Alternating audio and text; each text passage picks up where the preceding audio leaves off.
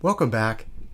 As promised, in this video, we're going to start looking at some examples of how to interpret the cosine formula geometrically. We're going to start with a conversation about orthogonality. We've used this word in previous videos, but we haven't fully defined it. We're going to do that here. So assume that you have two non-zero vectors, x and y, in Rn. You could say that n was 2 or 3 in this class, in Math 1C.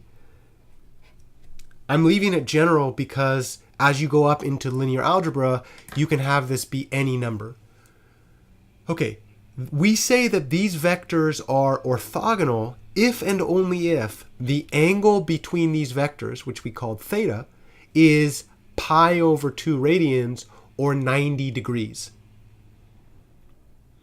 So two vectors are orthogonal if and only if they have an angle of 90 degrees. In R2, you've heard this in your previous geometry class called perpendicular. Orthogonality is a generalization of perpendicularity. All right, I wanted to immediately mention one of the first, I would call, easy interpretations of the cosine formula. Let's recall what the cosine formula says with respect to the dot product. If we take x dot y, we have the component form, which is just to multiply the individual components together and add the products.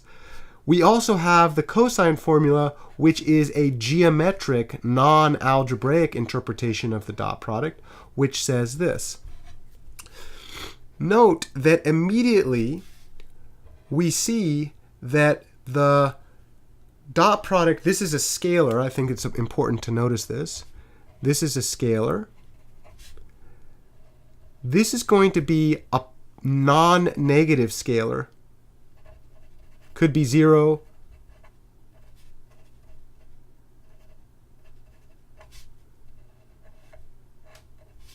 Could be non-zero. We've assumed in the statement definition about orthogonality that these were both non-zero, and the moment we know that x is non-zero and y is non-zero, we then know that the 2 norm of x is non-zero and the 2 norm of y is non-zero.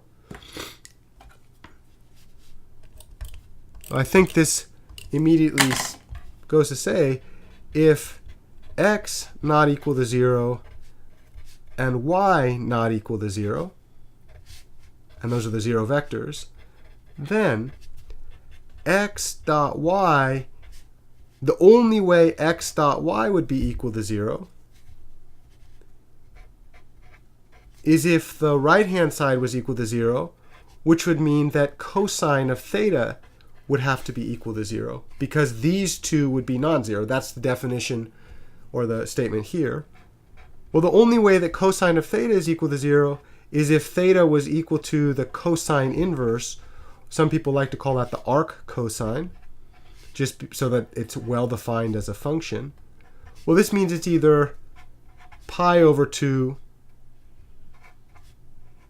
or 3 pi over 2. But we can very, very quickly state that the only way that this happens is pi over 2. If you have two vectors, x and y, that are orthogonal, there's two ways to define the angle between these. You can define the interior angle or the complement of that. And in general, we always take the smaller of those. So if you are looking at two vectors and you're wondering which angle should I take the smallest angle between them. If you see something that's bigger than 180, it doesn't work this way.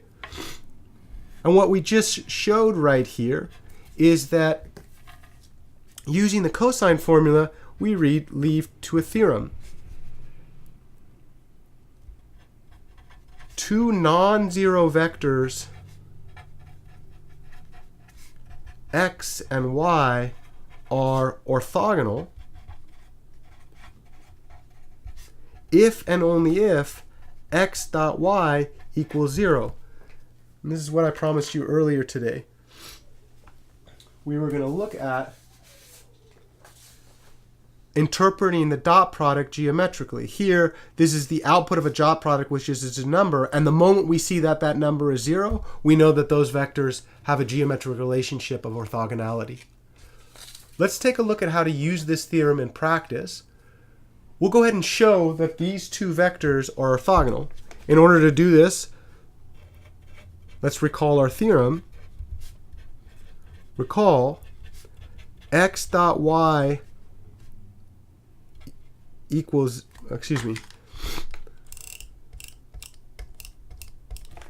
recall that x is orthogonal to y. This is a very efficient way to write orthogonal. You can read this as x orthogonal to y. This is called the perp symbol. Perpendicularity. We say that x is orthogonal to y if and only if x dot y equals 0. So let's go ahead and check this. We'll consider x dot y.